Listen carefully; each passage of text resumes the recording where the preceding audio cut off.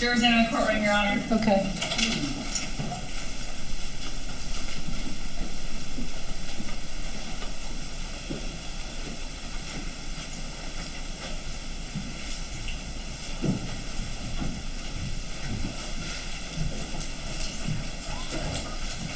Jurors may be seated. Thank you, ladies and gentlemen. Were you all able to abide by my instructions during that brief break? Hopefully. All right, thank you. We're going to get started again. Mr. Escobar? The defense would call Dr. Michael Knox.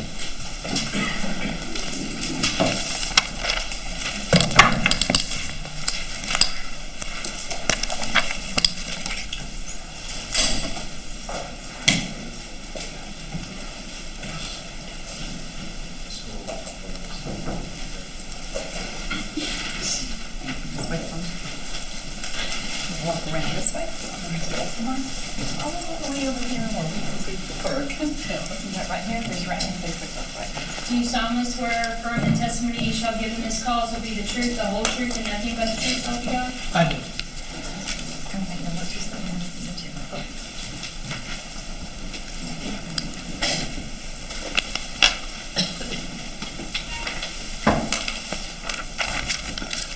Good morning, Dr. Knox. Good morning. Doctor, would you please pronounce your name and spell it for the court reporter, please? My name is Michael Knox, and first name is common spelling, last name is Knox. Dr. Knox, would you please, I'd like to review a little bit about your educational background. Let's start with your educational background, if you can. Your college experience, obviously. Sure. I have a bachelor's degree in mechanical engineering from the University of North Florida, a master's degree in forensic science from the University of Florida, and a PhD in criminal justice from Nova Southeastern University. Let's talk a little bit about each one of those degrees that you received. First of all, your associate's degree. Let's talk about what the areas of concentration were for those. For associate's degrees, I actually have two. One is an associate in arts, just a general education, and then I also have a associate of science in criminal justice technology. Okay. And when you went to get your bachelor's, what was your, I believe you indicated your major there was engineering? Right, mechanical engineering, that's correct. And explain to the ladies and gentlemen of the jury what that all entails. Well, mechanical engineering is the branch of engineering that deals with the design and operation of machinery. So in a engineering degree, you're doing heavy math, doing all the calculations to calculate things like stresses and strains in a machine, and heat transfer, fluid flow, and all sorts of things like that. So it's very math intensive, a lot of physics and mechanics involved, and you're dealing primarily with things that would involve moving machinery. So that's sort of the area of engineering. You also received, as my understanding, a master's degree. Is that correct? That's correct. And that was in forensic sciences. Explain to the ladies and gentlemen of the jury what forensic sciences are. So the forensic science program at University of Florida, they have different tracks, but the one that I did is the general forensic science track. So it's sort of a variety of different courses related to forensic science. Some of them are just general forensic science concepts, statistics, and various things like that. And then I took courses in things like bloodstain patterns, forensic entomology, which deals with the collection of bugs at a crime scene, and the utility that they have.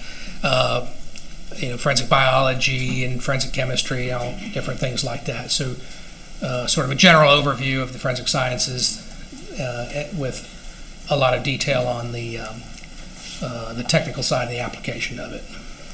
You then also received your PhD in criminal justice.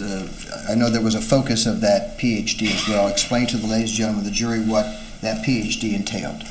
So the PhD in criminal justice is primarily a research degree, a scientific research degree. So what you're doing there is applying scientific method to criminal justice related problems and looking at various types of data. So you would be looking at things like it might be a particular criminal justice program to treat an offender doesn't work.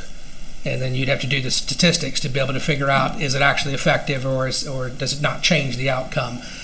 You could be dealing with all different sorts of problems, whether or not a particular laboratory procedure was effective, just by applying, again, statistics and a methodology to that.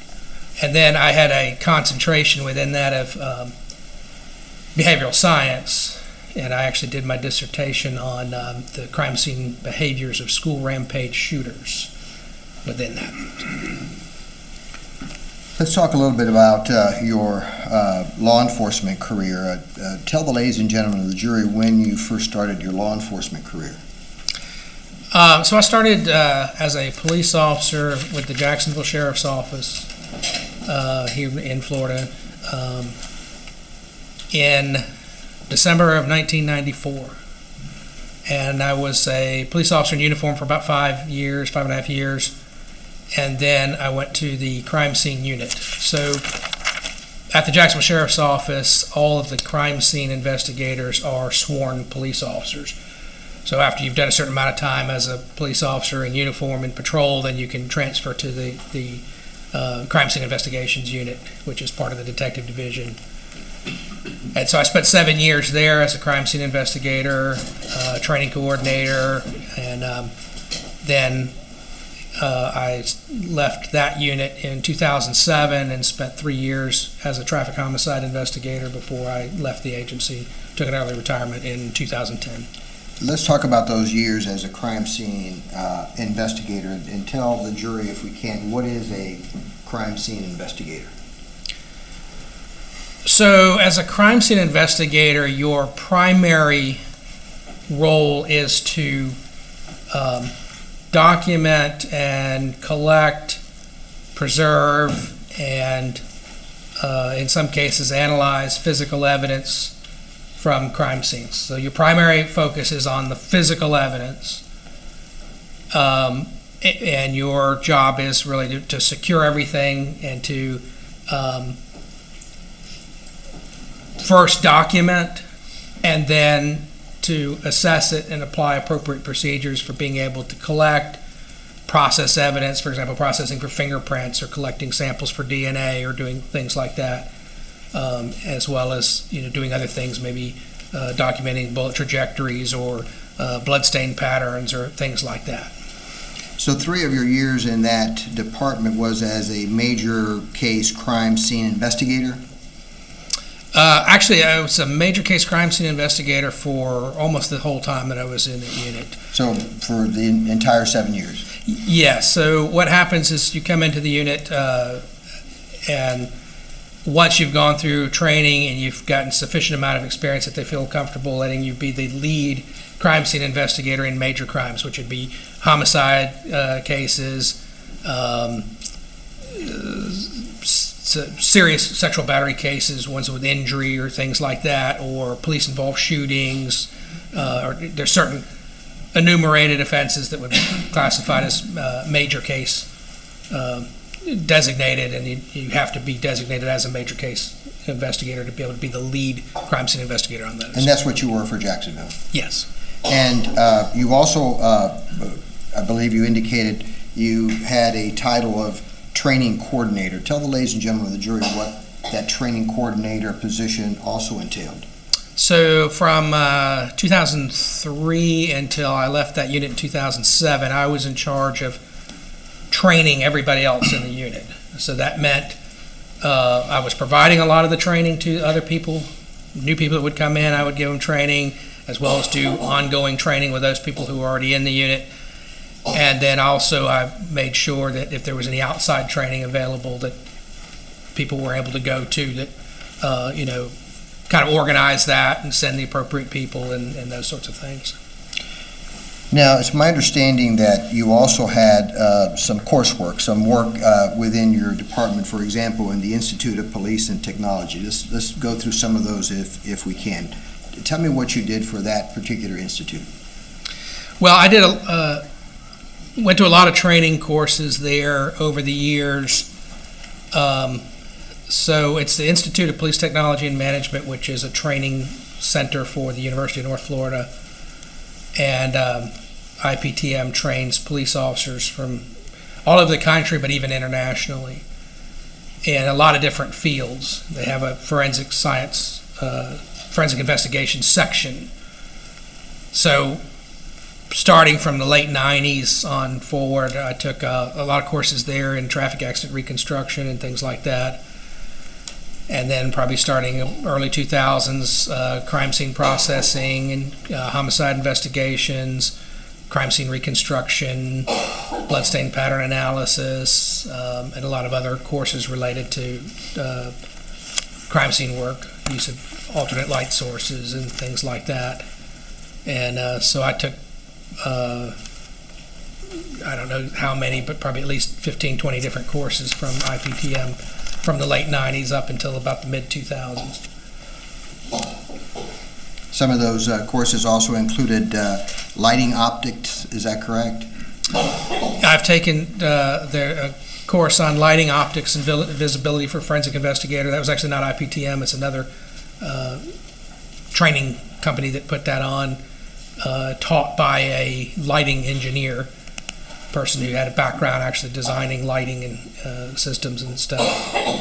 And that course dealt a lot with the documentation side, how to photograph lighting conditions and how to be able to take measurements and things like that. There was another course you took, lighting and visibility for the forensic investigator? Yes, that's the course I was talking about. Okay. You had a Glock Advanced Armorers course. What's that about? So I've actually gone several times up to the Glock factory up in Smyrna, Georgia, and they put on what they call armorer training. So basically an armorer is a person who is certified by the company to work on their pistols. So if you go through the Glock armorer training, then you're certified to work on all models of Glock pistols, which includes diagnosing if there's something wrong with it and changing out parts if the parts need to be changed, things like that. You also took a course called Street Survival Seminar, is that correct? I actually took that one twice, way back in the 90s, actually right before I went to work for the Jacksonville Sheriff's Office, and I took it again in, I don't remember exactly what year, but early 2000s. What is that course about? So there was a company called Caliber Press that they publish a lot of books and things that it's training literature for police officers. Most of what they deal with is, tactics for police officers to survive armed encounters and things like that. And so I've been to that training twice. First time because I was becoming a police officer, and second time because more from the investigative side of staying current on what's being taught to police officers for them to do, so that if I went to police-involved shootings, that I could, stay current to that information and know what type of evidence to be looking for. You took a course on digital photography, is that correct? Yes, I've actually had several different courses. IPTM has a digital photography course that's digital photography for law enforcement. I've taken that one twice. And then I just a couple of years ago actually took a couple other digital photography classes. One on autopsy and injury photography, and I'm trying to remember the other one.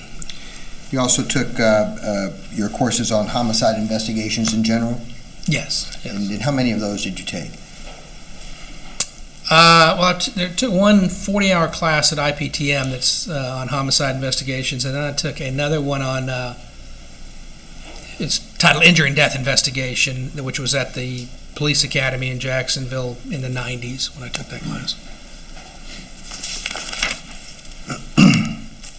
Certificates that you currently hold? I've I've had multiple different certificates. I actually was certified by the International Association for Identification, which is a forensic institute that has a crime scene certification program. I held their crime scene reconstruction certification for 10 years, but they decided several years ago not to continue that particular certification. So for those of us like myself whose certification expired toward the end of last year, they didn't offer a renewal. But I did hold that certification. I had to go through the process of getting that, which is you have to meet certain requirements, and then you have to take a test and then a practical in order to be able to get it. And then I did another test and practical 5 years later to renew it. And you, that lapsed when? You said last year? Just the end of last year. So in 2014, you had that certification, is that correct? I did, yes.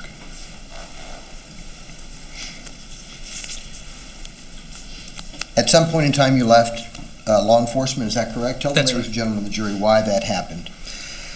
I started doing consulting work as a part-time, and I began to get too busy when basically was working 2 jobs. And so I was able to take an early retirement, invest my time, and leave and still get a pension, eventually. So I made the decision to leave the Jacksonville Sheriff's Office and then go full-time into the crime scene reconstruction consulting business. And what is your specialization in your consulting work? So crime scene reconstruction would really be what I would call my specialty, with other things that go underneath that, with a particular focus on shooting incident reconstruction. So the majority of the work that I do is reconstructing shootings or firearms involved incidents. And of course that includes doing things like bloodstain pattern analysis and bullet trajectory work and things like that. Members of associations? Primarily, I'm a member of the Association for Crime Scene Reconstruction, or what's known as ACER, which I've been a member of since, 2008 or 9, something like that. Are you still a member of the American Society of Mechanical Engineers? I did not renew that one, I think, in the last year or two. Primarily what I've decided is, in terms of focusing on professional organizations, is that's related directly to my field. So ACER would be the one primary organization. Have you been published in the past? I have. And let's talk about some of those, and we'll probably go from I'll give you just a few. Forensic engineering applications in a crime scene reconstruction. Did you author that paper? I did. Okay, and was that paper also peer-reviewed? It was. And would you explain to the ladies and gentlemen of the jury what that means, being peer-reviewed? So a peer-reviewed paper, technical paper, or scientific paper is one where you submit it, and it has to go through various steps of approval, and one of those steps is that it gets sent usually to 2 reviewers who are experts in that field or that have the appropriate background, who will then review that paper and make a determination as to whether or not it meets the scientific rigor for whatever publication or whatever conference it's being published at. Another one that you did, the forensic engineering analysis of ejected cartridge case patterns for reconstruction of firearms-related incidents. You wrote that paper as well? Yes. And was that paper also reviewed? Yes. Forensic analysis of an accidental firearm discharge due to a blow to an exposed hammer spur. You did that one as well? Yes. Forensic engineering analysis methods employed for the purpose of determining the location of long-range shooter based on terminal bullet trajectory. Did that one as well? Yes. And I won't go through all of them. Okay. Books. Tell us about books. Well, primarily, I was involved in, and an associate of mine had written a crime scene processing manual, basically on A to Z's of processing a crime scene. And then for the second edition, rather than updating the book, we took the entire book and turned it into an online format, which basically was delivered on a DVD so that somebody could put it in the computer, and that allowed us to actually include not just the text and the photographs that were in the book, but add videos and multimedia stuff to be able to sort of explain and demonstrate all different kinds of crime scene processes. So if a crime scene investigator needs to know how to document a footwear impression, we had that in there, explaining how to do it, and had videos actually demonstrating the process. If they needed to be able to take measurements of something, then we had it in there to be able to explain that. So we sold that for probably about a 10-year period. I don't think that there's been any sales on it in the last couple of years, but for a while it was published not just by us, but also a third-party company that sold forensic equipment and supplies carried it in their catalog. Teaching, have you held some teaching positions? Yes. And would you tell the ladies and gentlemen of the jury about your teaching positions in the area of crime scene investigations, and specifically in forensics? Well, the main teaching that I do is for the Institute of Police Technology and Management, where I am an adjunct instructor, and I am the lead instructor for shooting incident reconstruction classes. So I teach that class every year in Jacksonville, and then we teach it periodically on the road if an agency requests it. So I think the last time I taught it out of town was in Sacramento, California, for the California Highway Patrol. And then I've also have taught as an adjunct instructor. I taught a forensic. It was a forensic science class for Kaiser University, and then I also taught a class on crime scene and forensic investigations for Flagler College. Have you also taught and lectured abroad? I have. And would you explain that to the ladies and gentlemen of the jury? So I taught a shooting reconstruction class in the Republic of Georgia, not the state of Georgia, the Republic of Georgia, over next to Russia, and that was under contract with the U.S. State Department for the Georgian police. And then I've also taught a couple of courses, general crime scene courses for a company called Searchy Fingerprint Laboratories, which is a company that manufactures and sells crime scene equipment and supplies.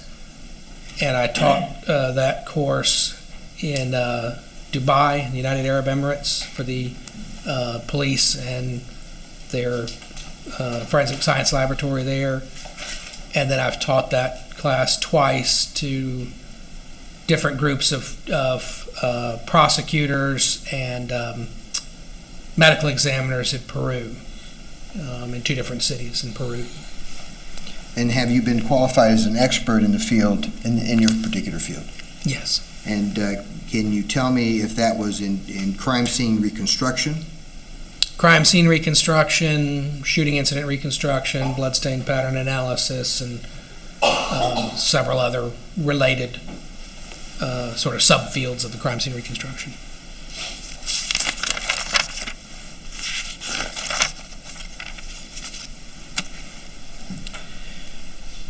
Let's start out about talking about how is it that we engage and investigate a crime scene from the very beginning. What do you do as a crime scene investigator? What are you required to do as a crime scene investigator when you first take on that responsibility? The first part of whenever you get there is just what I call data collection, or collecting information, essentially. That's going to start with information where you're going to get at least some idea of what's the nature of what happened, and then you'll begin to assess things like what's the extent of the scene, where did this all take place, what kind of physical evidence is present, and you begin documenting that. So initially what you're really trying to do is just document and collect everything and gather all the data that you can gather without really making any decisions on anything. You're not trying to figure out really at that point exactly what happened or who was involved. You're trying to figure out what evidence is there and what information do I need to collect, what do I need to document, and what's going to give me the information that we're going to need to be able to start piecing everything together. And then as you document through photography, through measurements, through actual collection of different types of evidence and various different types of processing, depending on what you're looking for, then you would move into where you start to piece things together and figure out what it means. So now I have information and I know this, and so what does that mean? What does it tell me about what took place? And then you begin just steadily and methodically working through all that to be able to eventually get as complete a picture as you can of what actually took place and what is it that you need to find out. So are you telling me then, well, let me ask you this question. Does a crime scene investigator just go into a crime scene and allow the crime scene technicians to do whatever they want to do or whatever they feel is appropriate to do? Or is the crime scene investigator heavily involved in the entire process of the investigation? You should be heavily involved. So basically what you're going to have is in a situation like you have here in Pasco County, where you have non-sworn forensic investigators and you have a detective that's assigned to the crime scene whose job it is to oversee what's going on, then the biggest piece of what's happening here is communication back and forth between the detectives that are doing interviews and that are finding out different pieces of information and making sure that that's communicated with the forensic investigators who are actually doing the evidence collection and documentation. Because you have to have some idea of what's going on to really know what to collect, to know what evidence to process, and to know what's important. If you don't really know anything, then you wouldn't know what's out of the ordinary, what's part of the scene that's ordinary and isn't really part of what took place, and those kinds of things. How critical is that aspect of doing a proper investigation? Knowing what others are gathering in the form of information. That it is, you really couldn't overstate the necessity for that. You have to make sure that you're communicating, that you know all the information that's coming in, because you can find out things in a crime scene where somebody, there may be something that's related, and you have no idea that it's related because that hasn't been communicated. So you have to find out not just what's there in terms of physical evidence, but every piece of information that you may know about a crime. Even when you have a crime where nobody witnessed anything and you have nobody alive to tell you what took place, as a crime scene investigator, I still need to know what information is known, things like when were people last seen alive, or what's the parameters of what took place, where might things have happened, where did this person go, what do we know about it. So there's an absolute necessity for communication going between the detectives that are doing all the interviewing work and the crime scene investigators and technicians that are documenting and collecting all the evidence. Obviously, there could be two types of cases. One is who did it, right? And the other one is what? That's right. Basically, you can understand physical evidence in two terms. What we call associative evidence, which is evidence that tends to associate things with people or things with other things, or maybe things with a location. And associative evidence typically goes toward the question of answering who. Who was involved, who did it, so sort of the classic of that would be like I was giving the example of a homicide. You get there and there's a body. And what you know is that this person's been killed, and that's all you know. Somebody found them, when you go to a scene like that, your primary focus is on associative evidence. What am I looking for that's going to help me identify who was here to try to figure out who actually committed this crime? The other type of evidence that you deal with is what's called reconstructive evidence. So that's evidence where you're using it to figure out what happened, not necessarily who. Now, you can be doing both in some cases where you're looking at associations and reconstruction of what took place. But certain cases, and this would be one of them, where the who is not really a question. So the real focus is what happened, and what you're doing with the physical evidence there is going to be centered on determining what took place. So the dynamics of what happened is critical in the gathering of relevant evidence. Is that a fair statement? Yes, I think that's a fair statement. And so how do you go about then gathering the information that you're going to use to try to preserve evidence of what happened? How do you go about that? It begins with having, you have to know and understand what's the extent of your scene and where your evidence is going to be found. Because then you know where to search, you know what areas to document, what stuff to measure, what things need to be collected, and what's the area that you focus on. But you can also have things that you're looking at that aren't necessarily like a piece of physical evidence that you're trying to find, but documenting things like if you have an incident where you have a number of different witnesses, then you could be also needing to identify where were these people and what were they looking at when they saw or heard or perceived various things that they've discussed or have told the detectives, so that you can document from their perspective. And there's a couple purposes on things like that. You're actually documenting where they were so that it's known, but looking at things like how far away is the person? What's the line of sight for that person? And you can also get into what's the lighting, what would they see under the lighting conditions, things like that. Because the idea is, one, to be able to test what anybody says for accuracy. Is it correct or not? And two is just to be able to have a record of that later as to, from this perspective, you could see this.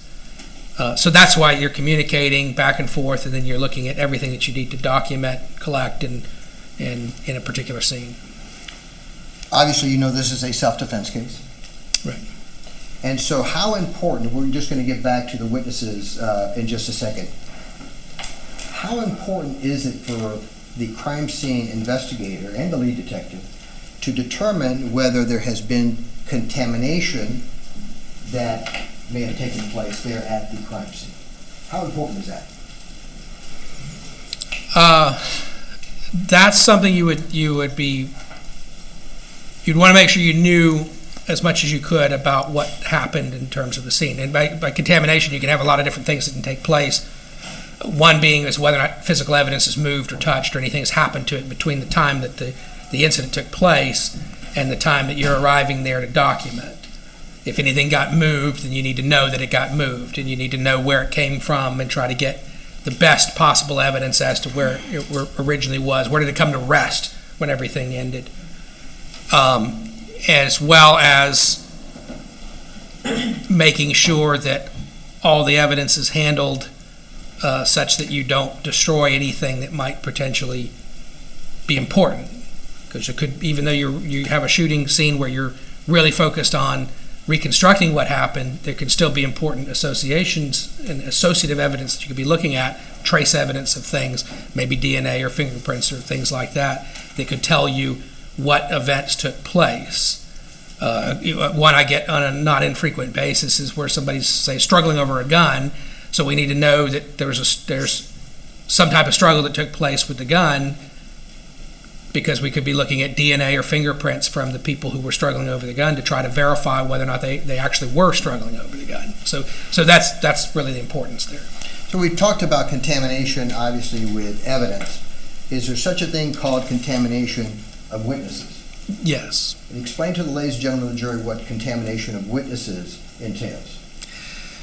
Well, the biggest thing with witness contamination deals with not wanting witnesses to talk with one another about what happened, so that each person that you interview and get information from is giving you their recollection of what happened.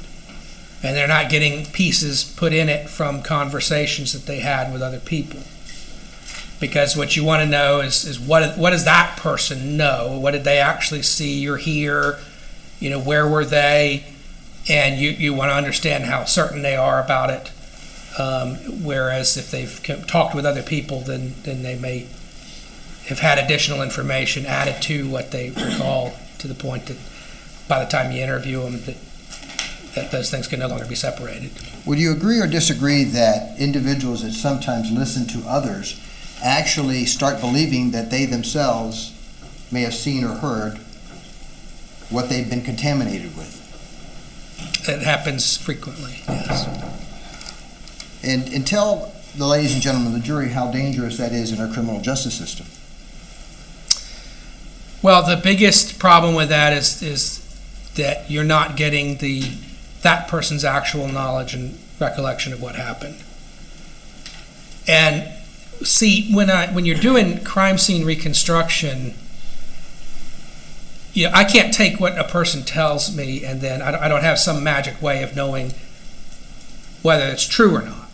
What I have to do is take what they say and compare it to the physical evidence to see whether or not what they say is possible or not possible, whether it's consistent with or inconsistent with physical evidence.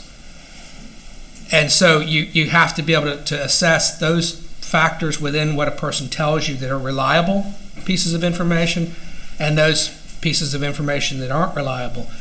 When people begin to talk to one another and begin to adopt things that they've discussed amongst themselves, then you begin to have multiple witnesses telling you things that perhaps if they had been separated and they had not communicated with one another, you would get a piece from one witness, and you might get a different piece from another witness, and then maybe a different piece from another witness.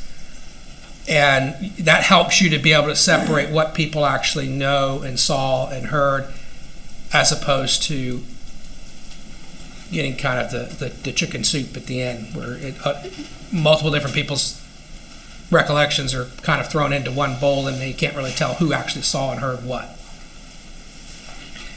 And so the issue of separating witnesses, is that a concept that you learned early on in your law enforcement career? Pretty much a day one concept. Yeah, pretty much. Meaning your initial training as a police officer, the police Right. academy, I should say. Right. They teach you this concept of you come to a crime scene and you do what? Witnesses are there. What do you do? Yeah. Separate them, right? Yeah, you're in police academy training. You would, as a patrol officer, would be taught your first priority when you arrive at a crime scene is safety, making sure that there's nobody that's about to be hurt. Second priority is making sure that if there's an outstanding suspect and somebody that may potentially be dangerous, that person is dealt with. Your third priority is secure the scene and make sure nobody touches anything and does anything to change the scene beyond what it is right now when you got there. And that you're very close to that would be your priority of separating witnesses and getting people off to places where you'll be able to interview them and get their recollection of what they actually know about what happened. And so you've talked about the dangers of contamination. What happens when you come onto a scene and you realize that multitude of witnesses are talking to each other? How do you handle that problem, if you can? Well, if you've already got where people are beginning to talk to one another, you want to separate them still as fast as you can, because they may have talked about certain things, but the longer you let them stay together, then the more they're going to talk about what happened. So as fast as you can, you need to separate them. But then what you would do is, in that process of interviewing people and figuring out what they saw, you need to sort of understand, if you came up and there are people that are talking to one another, keep track of who's talking to who, so that you'd know that these people were in conversation with one another. And you ask them too in an interview. You can ask the person, have you talked to anybody else at this scene? And then you can also start to look at things like, when you have multiple witnesses telling you the same thing, to question them about, did you actually see that, or did you actually hear that, or is that something that you heard from another person? Because sometimes the person will tell you, they'll say, oh no, I didn't actually hear that, so-and-so told me that. And then you're able to clarify, okay, that person doesn't actually know, they're not actually a witness to that, they were told that that's secondhand information. So you can deal with it. Obviously you can't unring the bell of anything that they did hear, but you can at least try to get a handle on what they heard and what contamination may have happened. Would you agree or disagree that becomes even a much greater problem if you have an emotional scene, for example, in a shooting? And if so, why? It is always, one of the biggest problems with dealing with scenes, especially in the initial few minutes of arriving at a scene, is that there's a lot going on, a lot in terms of what's happening. If you have a lot of people there, then you have a lot of emotion going on, you have a lot of things happening, and you have to separate people, not just from the standpoint of them not communicating, but it also helps calm the whole thing down. Because when you let people sit quietly and reflect quietly on something, then they'll have a tendency to calm down more than if they're talking to one another, and perhaps conversations can get people going. You sort of want them to get them thinking of what they remember and kind of get calm in that, and it'll be easier to interview them once they've had some chance to calm down. The process of trying to investigate those witnesses that have been contaminated, would you agree or disagree that part of that process is actually testing their recollection? Meaning, where were you seated? How far were you from the seat 9? Taking them back actually at some point in time into the crime scene. Is that something that should be done when you realize that there is contamination in your crime scene? It's good to do even without contamination, but to take a witness and actually interview them at the place where they were. You can interview somebody in a separate location, get preliminary information, go through their account of what happened, but it's a really good idea to take that person back to where they were to walk through it, because a lot of times it'll help them to sort of trigger their memory, where they remember things, because now they're actually seeing. So they're looking out there, and they're actually sitting there looking at the seats in the movie theater where they saw things, and they're able to sort of get an understanding. And sometimes you get witnesses where you take them back and they've told you stuff, and then you take them to a location, you say, okay, now was the person over there? And they'll stop and look and go, I remember this being over here, or this. In other words, they realize that there was something faulty about the way they recalled it, and now seeing the scene and being back in that environment, they recall it differently. So it's a good idea to do. Plus, as I said before, if you take a witness back to the location where they said they were, you can determine whether or not they could have even seen what they said they saw. Sometimes what happens is you take a person back, and then you realize that there's a line of sight problem. They couldn't even have seen it, or there's something in between, or there's some type of issue that maybe they couldn't really have seen what they said. So it's a really good idea to get them to show you, and not just go back in and look at it, but have them demonstrate it. Where were you? Okay, you were sitting in the chair. Well, how about having a seat back in the chair? So you turned and you looked over your shoulder. Okay, can you show me how you looked over your shoulder? And go through that whole process with them. And do you document that, and do you preserve that process as well, in a crime scene diagram or in some other form so that others like myself at some point in time can see that? Yeah, the primary ways that you can document that is photography is one, and by that you could photograph the area where the person was and then take pictures from where they were back in the direction of where they were looking to see what they saw. You can include them in a diagram. So that's quite typical, would be to put a diagram together and then show each person's location on that diagram. Measurements. You could collect a measurement from where they were, say just a straight line measurement, over to where they were looking so that you have some record of how far it was. And then you can also, during the process of interviewing them, you can audio record it, or you can even video record that interview with them so that it's all completely documented and recorded for any need later on.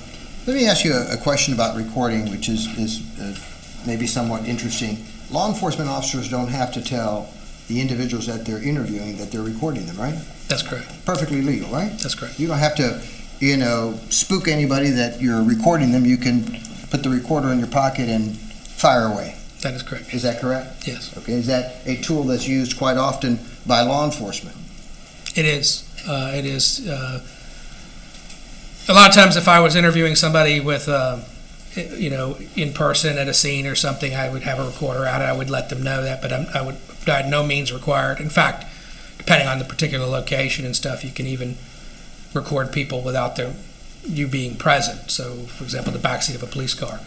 It was not uncommon that we would have a recorder in the backseat of a police car, primarily where you had maybe two people that you believed were involved in a crime, and you could put them in the backseat of the police car, turn the recorder on, or some of the units now even have wireless microphone systems so the officer can stand outside and listen.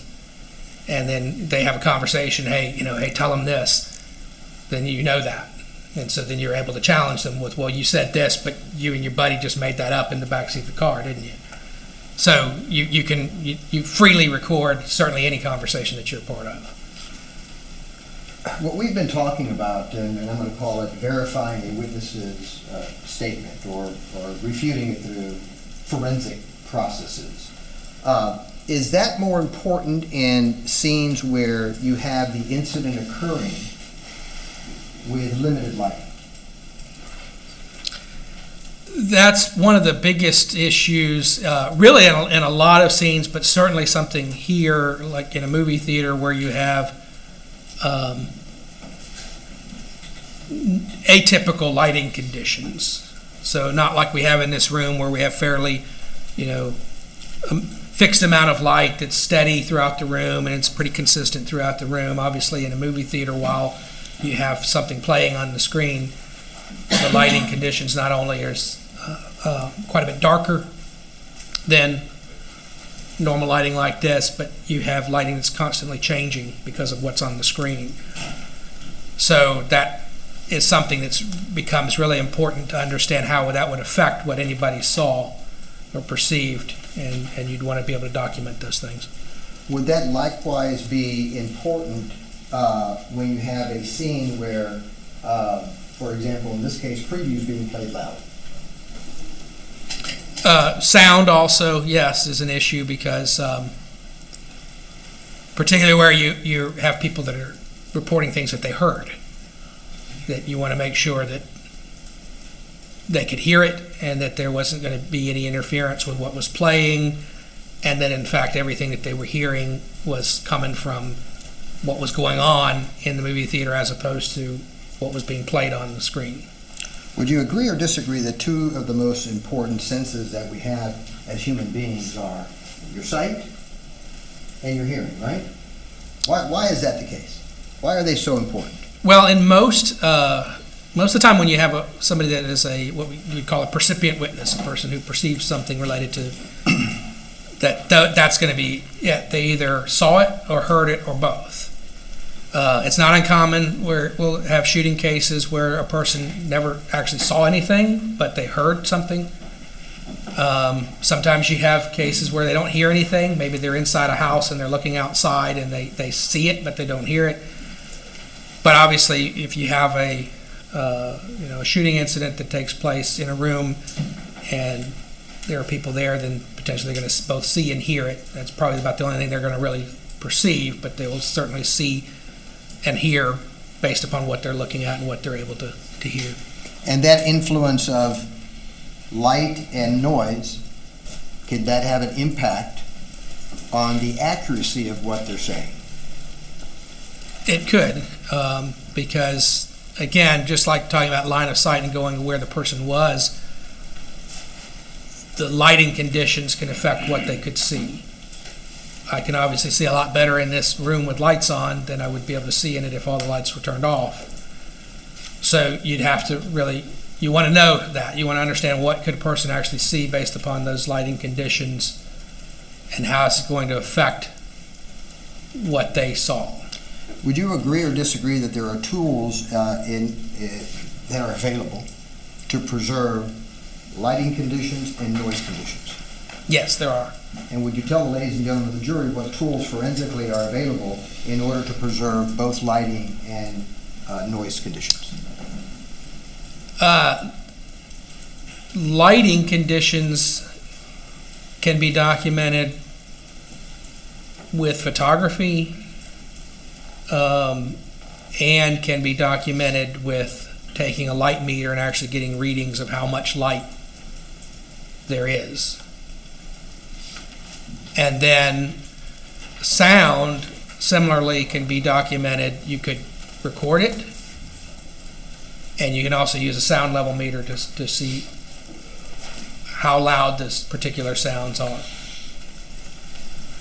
Would you agree or disagree that in a self-defense case, the perception of the accused is extremely important? It is important, yes.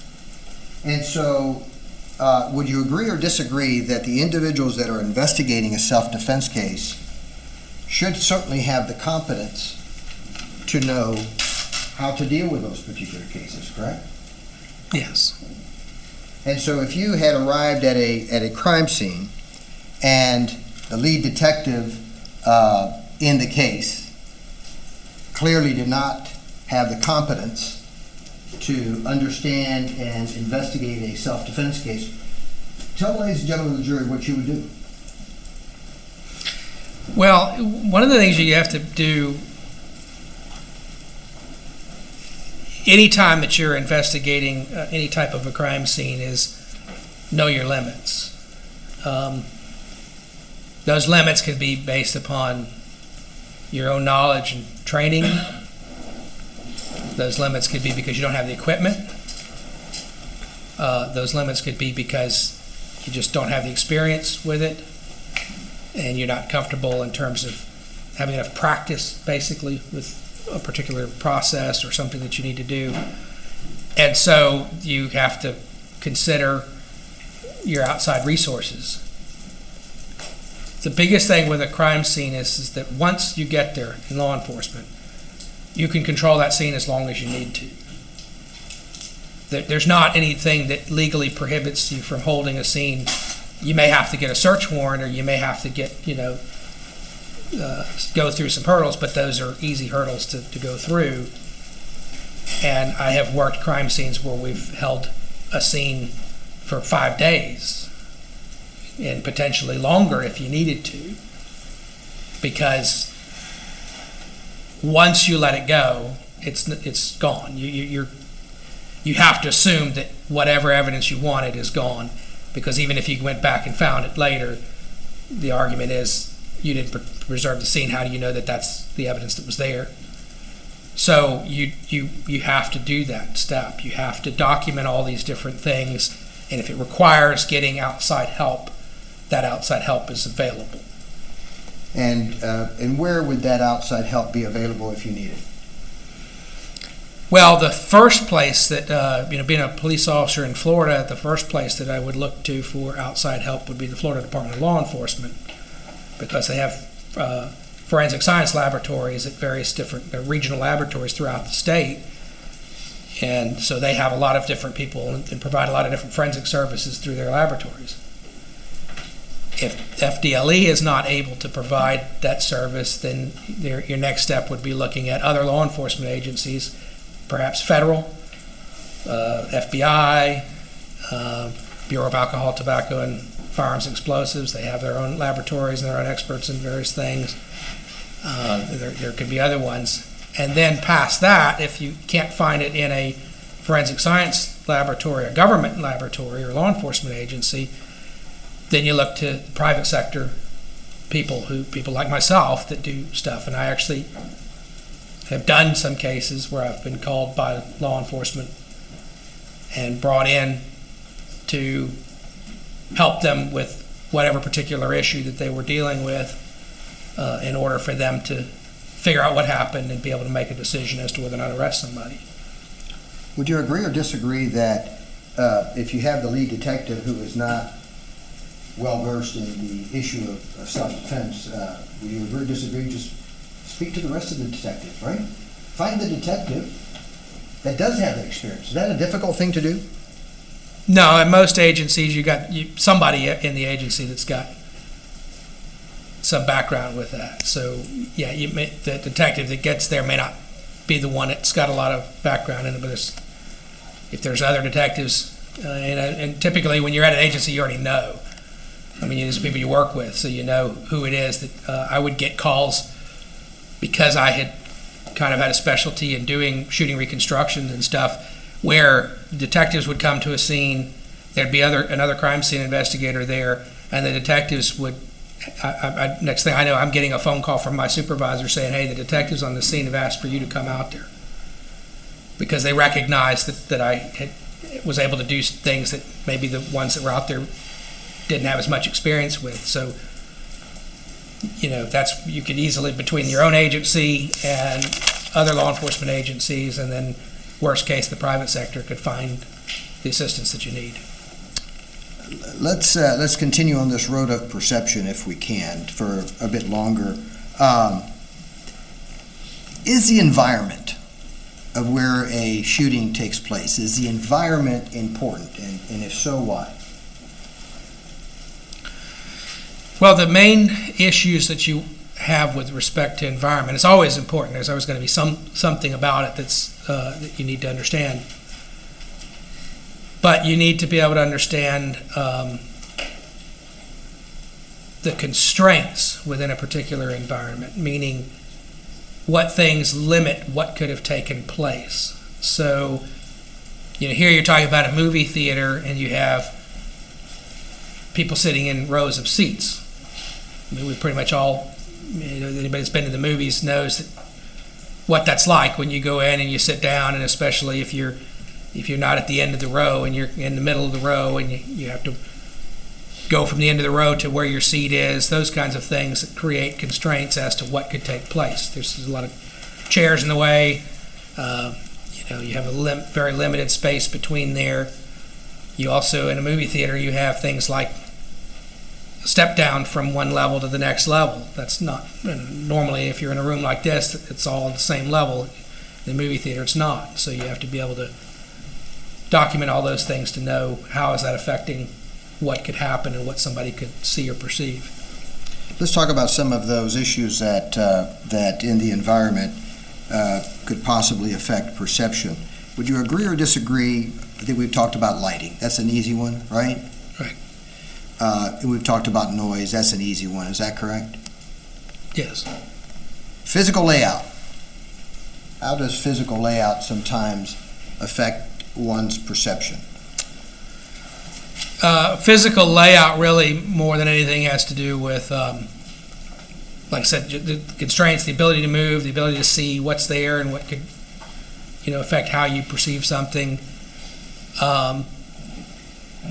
as well as just the general space. How does it affect movement? How does it affect the way somebody can move or react to something that's happening? Things like that.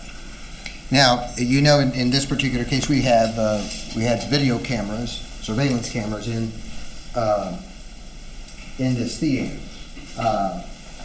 is one going to get the same perspective that the accused has if he's sitting in seat 9, back row, as you get from a video camera that's up 30, 35 feet up in the air? No. And explain to the ladies and gentlemen of the jury why you don't get the same perspective.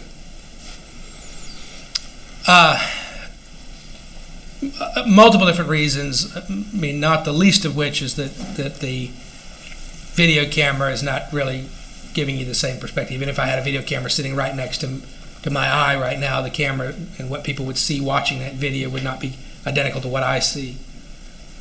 But the location of it is significant. In fact, one of the training, whenever I teach a shooting reconstruction class, I talk about video quite a bit because, especially nowadays, it shows up so much in the cases that we work. I have an example case that I use where there's 2 different in-car, it's a police-involved shooting, there's 2 different cameras, police cars that have in-car video cameras that record the incident. Objection relevance to the question that was asked. It's very, very relevant. He is explaining that process and that problem. And what happens there in this particular one is one of the reasons why I train on exactly this topic is that the first video camera, you play it, and the way that the shooting looks is it basically looks like a guy's walking away from the police and they shoot him in the back and kill him. And even in a room full of police officers, you play the first one and most of them like, wow, what was that?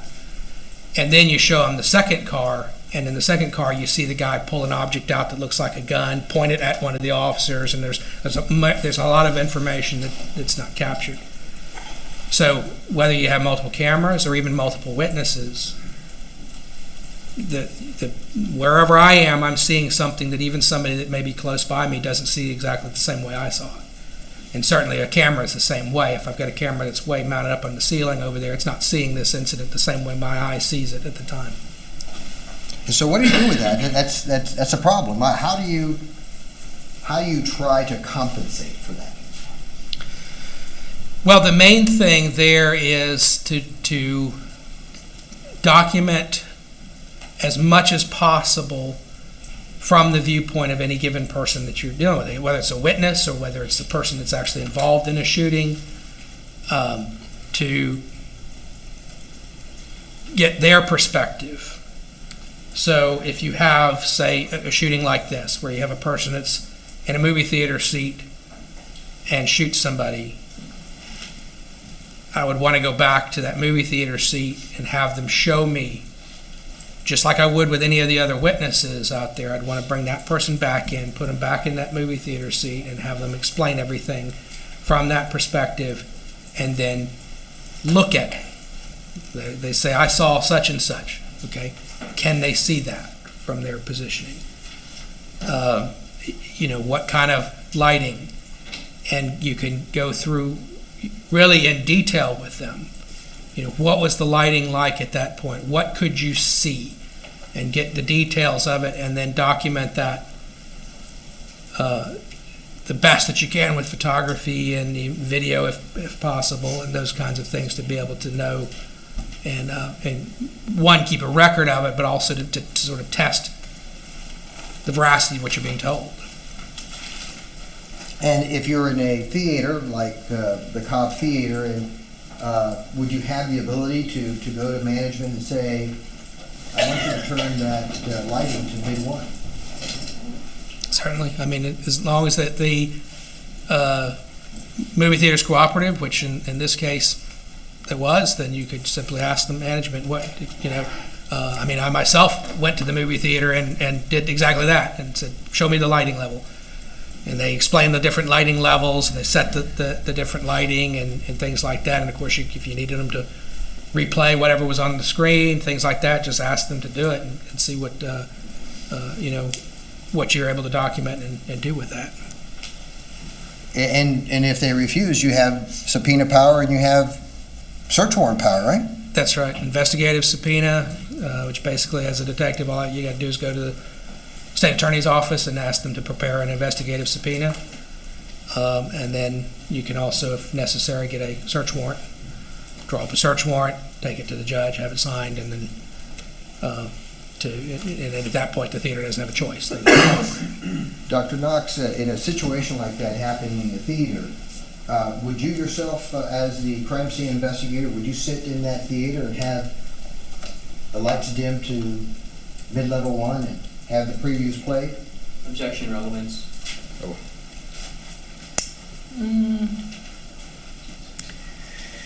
I'll overrule. Would you? I would, yes. I would routinely in shootings look at those kind of things. And in fact, I even teach it when I teach a shooting reconstruction class and talk about documenting lighting conditions and things like that. Why would you sit yourself there and have those parameters for viewing? Why would you do that? Why is it important? Well, several things. Part of it is that you're documenting, because you don't know what questions are going to come up later on. You don't know what issue may arise later on as you go through an investigation, so you want to document what's there. But also, more than that, is because here's a scene where you're trying to reconstruct what happened, that's at the center of reconstructing it, is knowing what are the conditions, everything in terms of the conditions at the time that would affect what a person saw and perceived and what they're responding to. In you mentioned bringing the accused to sit there in the seat. And what sort of information would you want from the accused in your questioning of the accused in order to give you a good perspective over what the accused was possibly seeing and knowing at the time? Well, you really want to understand, with whether it's the person that's the shooter or any person, the witness or anybody, you want to know what it is that they say that they saw, and you want to test it. Because obviously if something that a person is telling you is inaccurate, particularly if they're the person involved in the shooting, you want to confront them with the fact that it's inaccurate. So you might find something that as you bring them in, you test it, and they've described something, and then you realize that's not possible. So then you would confront them with, well, that's not possible. So, explain to me why you say this, but this couldn't have happened. Because one, you're giving them the opportunity to correct if there's something wrong in their recollection, or you're trying to see what a person may be doing. So if a person's being deceptive, for example, you keep testing them on those things, and then you just find that they keep changing their story, and that would tend to lead you to, think that maybe they're not being truthful. So it's not just about coming in and then just taking what somebody says at face value. It's about testing what they say to make sure that it's true and accurate and it's correct. Obviously, you have participated in police-involved shootings in the past. Is it important to know, in a police officer shooting, for example, the body of knowledge that the police officer has? Yes. Your Honor, I'm going to object to that. May we approach? Yes, you can approach.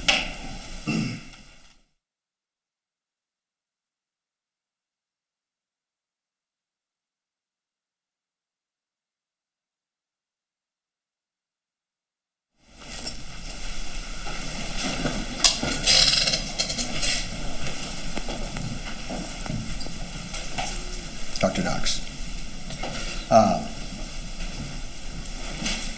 To the crime scene investigator. It's a self-defense case. And you know that the person that's accused is a retired police officer. Would you want to know the body of knowledge that that police officer, former police officer, had in threat assessment and realizing the cues of danger? Would you want to know that if you were the crime scene investigator and the lead detective? You would. Primary reason is just so you understand from a person's training and background, things like their knowledge and ability to handle a gun, how would they handle it. So if you've been through training, for example, law enforcement training, then there's certain ways that you shoot a gun that you're trained to do that somebody who's never had that training would not necessarily inherently do. But also you want to look at what it is that he's looking at and what he's aware of in terms of cues and indicators to him that may have led to the decision to fire. So as a crime scene investigator, I'm primarily looking at trying to identify those things and then figure out, what is it that he saw? And that's going to be within the framework of his knowledge and training, not just that he saw something, because what does it mean to him? And so then you know better how to document that. So what do I do to document that so that it shows what he's perceiving and whether or not what he's describing to me matches up with what he's saying. So again, it's a matter of let's figure out what he made his decision on, and then we need to document all those factors to the best of our ability to be able to show that, if there's a particular decision that he made, was it made on, was that a reasonable conclusion from his Your Honor, I point? object.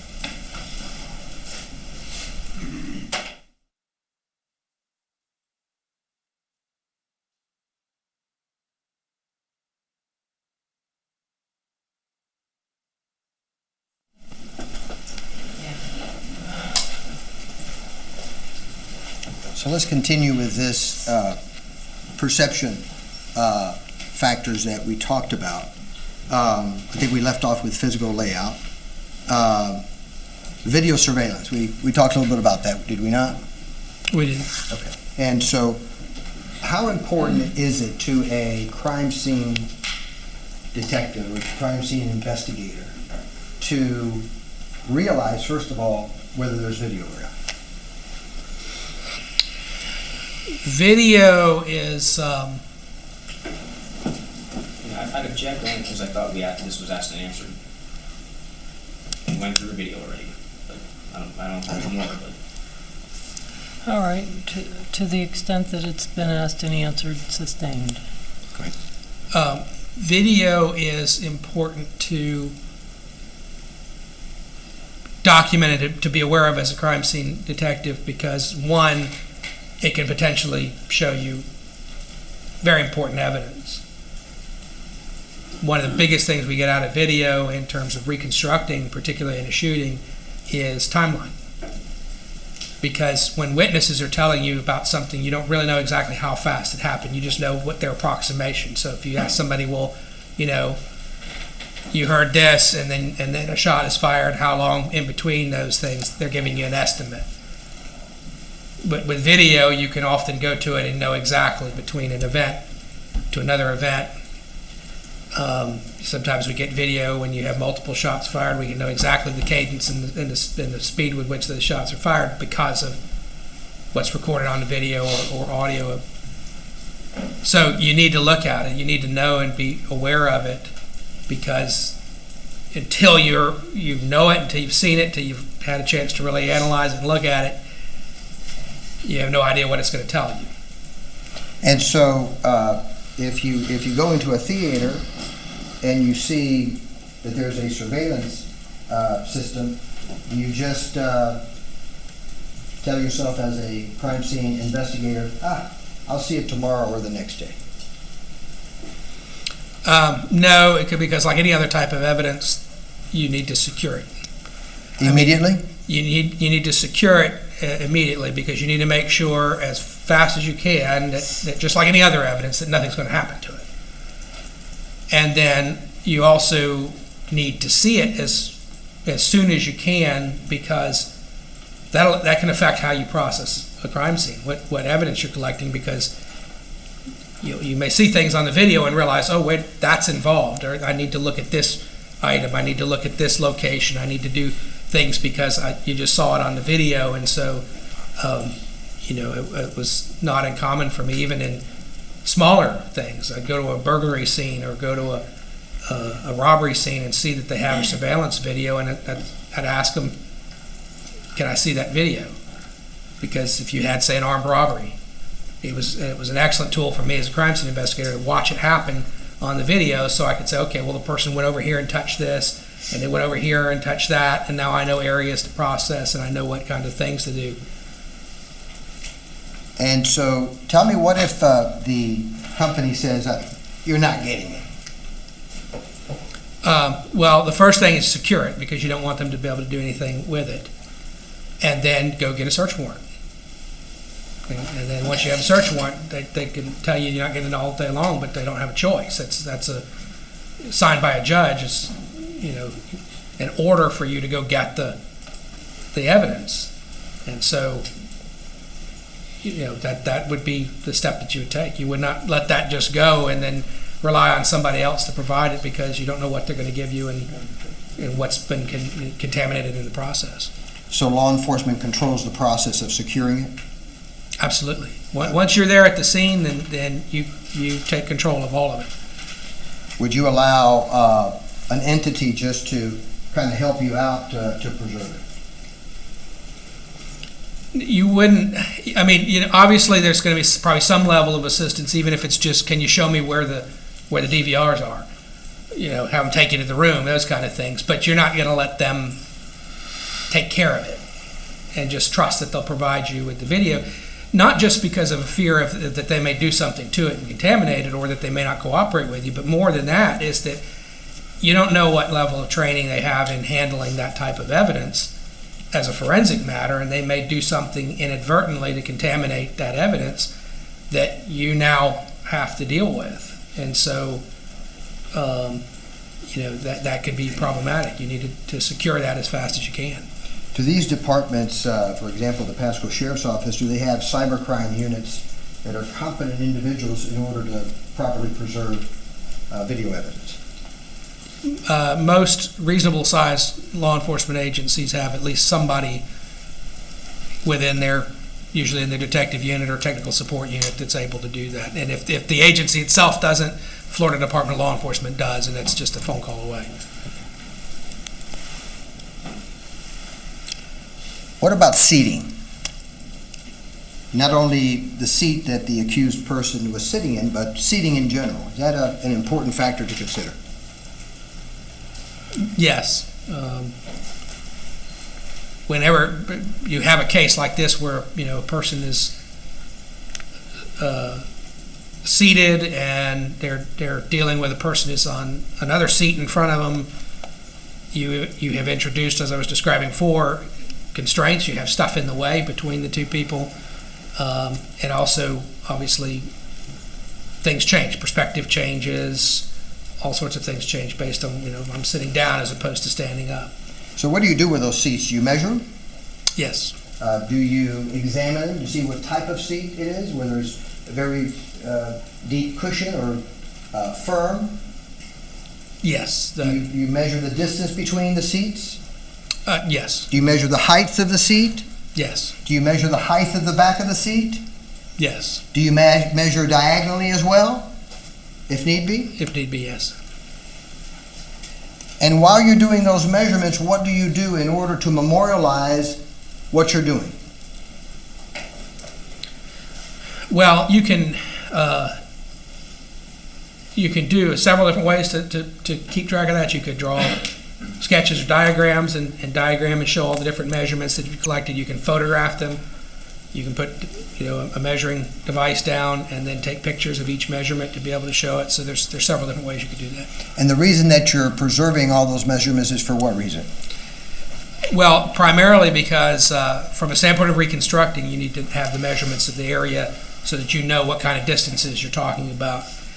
But also, in the initial portions of it, you're just documenting everything to have it documented so that you know the locations, distances, and all those sorts of things, because a question may come up later on during an investigation, and you don't want to have to go back and try to get those measurements.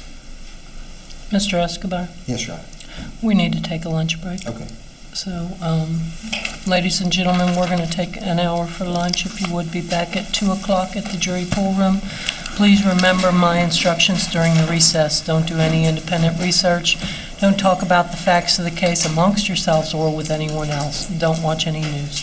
Thank you. Enjoy your lunch. I'll ask for the recess for 1 hour. We ask Thank you.